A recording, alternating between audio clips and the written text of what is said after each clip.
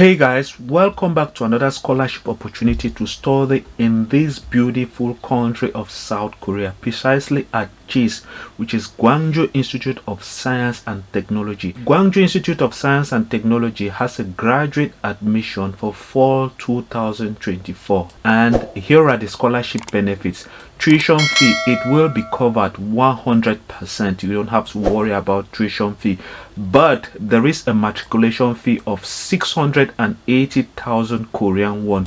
For you to have this matriculation fee waived, you must make sure you submit a letter of recommendation from your dean or head of department of the college or university that you graduated from. That is the only way that you may be eligible for a fee waiver, that is the matriculation fee waiver. I repeat, you must get a letter of recommendation from your dean or head of department of your university that you just graduated from or are about to graduate from.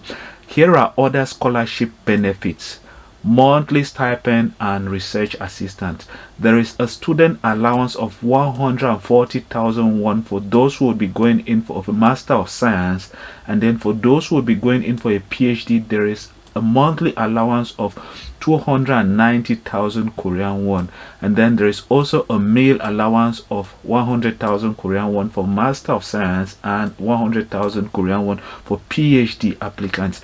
Then there is an international support of 120,000 won and 120,000 won for both Master of Science and PhD respectively. And then if you are into a research, there is a research assistant fee, and the total amount is 6,400,000 Korean won for those who are into a Master of Science degree, and 13,740,000 Korean won for those who will be going into a PhD program to enable them do their research without any problem. It is also important for you to know that for you to maintain this scholarship benefits, you must make sure you obtain at least 9 credits from your previous semester, and also you must make sure you graduate with a GPA of at least 3.0 out of 4.5 from your previous semester. That is the only way you can always maintain your scholarship, by always making sure you take at least 9 credits and also obtain a GPA of at least 3.0 or higher on a scale of 4.5. They would equally reimburse your one-way flight ticket into South Korea, and then they would equally provide 60% support for your national health insurance in case you fall sick in South Korea. And then there are other qualifications. Applicants must make sure they hold a degree when applying, or will be holding a degree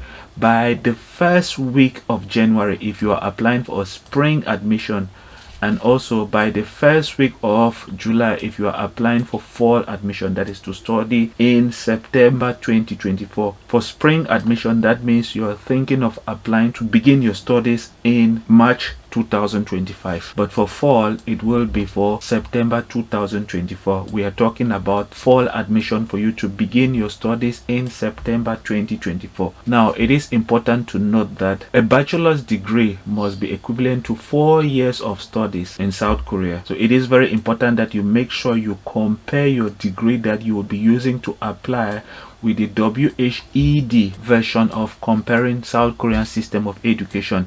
And then you will equally make sure you provide official degrees and transcript of all your undergraduate and graduate programs. So if you know you are applying for a PhD, you must make sure you provide your undergraduate degree and transcript and your master's degree and transcript. And it is also important to note that it should be apostilled or notarized. Next thing is, make sure you supply 2 letters of recommendation, and those letters of recommendations must be submitted online. So when applying online, there is a possibility for you to enter the email address of the person who will be recommending you, and that person will have to respond to the automated email and then proceed to recommending you through the online process. It's very important that you note that you must get the email address of the person who is going to recommend you, because they would send them an email asking them to recommend you for the scholarship and admission. Next thing is the acceptable types of English language proficiencies that they will accept.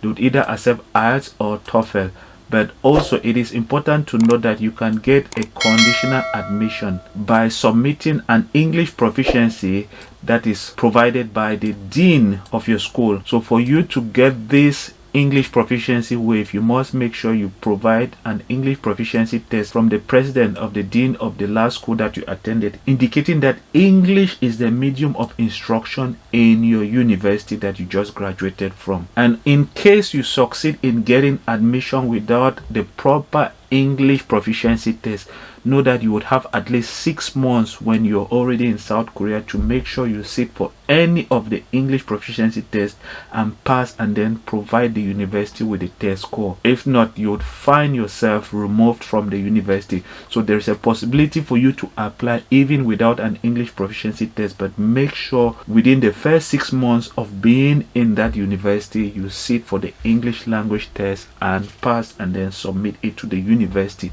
It is important to know that admissions are done online, and admissions have already started since the 25th of March and will end on the 15th of April. So hurry up and apply. It is important for me to indicate here that there are many other scholarship opportunities on my YouTube channel that you can explore. For example, the King Scholarship at Gyeongbok National University in South Korea is currently ongoing. Also, make sure you follow me on my Facebook and Instagram, because I do post many scholarship opportunities on both my Facebook and Instagram, because I don't have time to making videos for all of those scholarships. I do post scholarship opportunities there every day. I repeat, every day. So if you want to obtain a scholarship to study either in South Korea or in any other part of the world, make sure you follow me either on Facebook or Instagram. That being said, please, if you know you've not yet subscribed to the channel, make sure you do subscribe, and I will see you in the next video. Bye bye.